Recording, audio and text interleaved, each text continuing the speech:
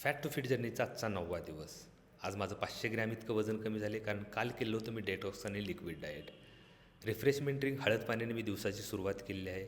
आज नाश्त्यासाठी मी एक वेगळाच पदार्थ घेतलेला आहे, तो म्हणजे शेवयाचं उपीट. ह्या शेवया रेग्युलर मैदा किंवा आट्याच्या नाही आहेत. ह्या शेवया आहेत तांदळाच्या.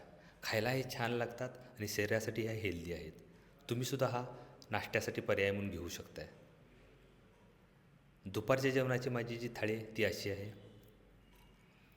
या थाळीमध्ये जो सलाडचा पोर्शन दिसतो आहे तो वेगळ्या पद्धतीने मी प्रिपेअर केला आहे. याच्यामध्ये मी घेतलेले आहे काकडी, टोमॅटो, कोबी, कांदा आणि कोथिंबीर. हे आहे ताक पातळ असं. ही आहे शेपूची भाजी जवळजवळ 2 वाट्या इतकी आहे. हे सलाड आणि ही बाजरीची भाकरी फुलक्या एवढी.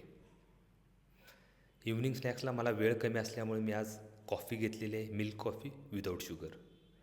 रात्रीच्या जेवणामध्ये मी घेतलेली आहे अशी थाळी.